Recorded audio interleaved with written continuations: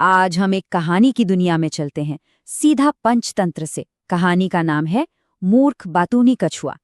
ये सिर्फ एक कहानी नहीं है, बल्कि एक ऐसा सबक है जो सदियों से हमें सिखाया जा रहा है। तो चलिए देखते हैं कि इसमें ऐसा क्या खास है।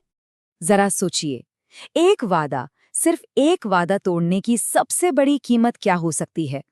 हमारी पूरी कहानी, पता है, इसी एक सवाल के इर्द गिर्द घूमती है। तो कहानी शुरू होती है गहरी दोस्ती से। चलिए मिलते हैं उन दोस्तों से जिनकी ये कहानी है। एक शांत तालाब के पास इनकी दुनिया बसती थी। तो ये हैं हमारी कहानी के 3 यार। एक है कछुआ, जिसका नाम है कम्बुग्रीव, और उसके 2 जिगरी दोस्त, हंसों की एक जोड़ी, संकट और विकट। ये तीनों दोस्त, आप जानते हैं, एक तालाब पर अपनी मस्ती में रहते थे, बातें करते, वक्त गुजारते, और हर शाम के साथ इनकी दोस्ती और पक्की होती जा रही थी। मतलब सब कुछ एकदम परफेक्ट था। पर कहानी में ट्विस्ट तो आना ही था।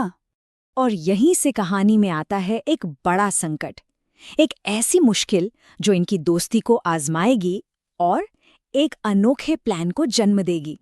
हुआ ये कि एक साल आसमान से एक बूंद पानी नहीं बरसा, और धीरे धीरे वो तालाब जो उनकी जान था वो सूखने लगा। अब सोचिए, कछुए के लिए तो ये सीधी सीधी जान पर बनाने वाली बात थी। पानी के बिना उसका क्या होता? अब देखिए, यहाँ पर दोनों दोस्तों की हालत कितनी अलग थी।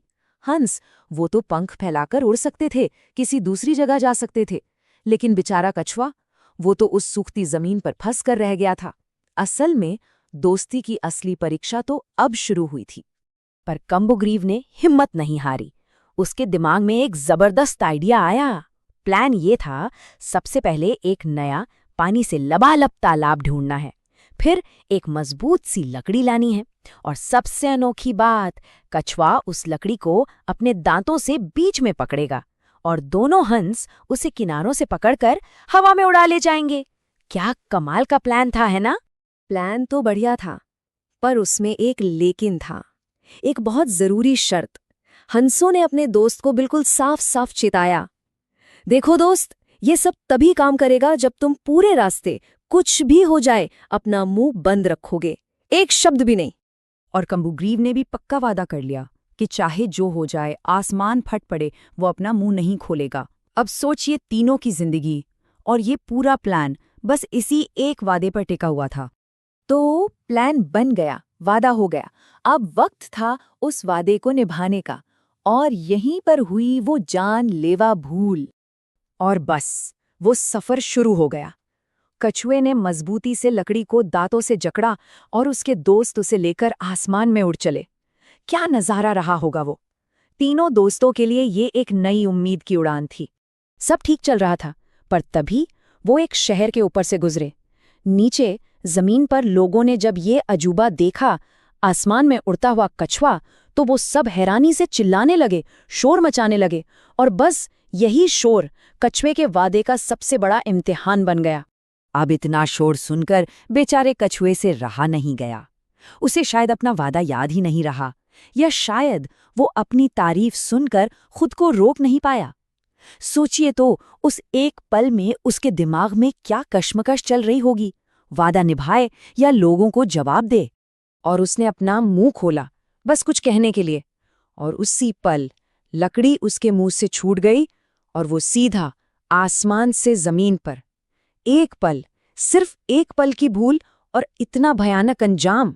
कहानी का अंत तो बहुत दुखद हुआ, लेकिन जैसा कि पंचतंत्र की हर कहानी के साथ होता है, इसमें एक बहुत बहुत गहरी सीख छिपी है।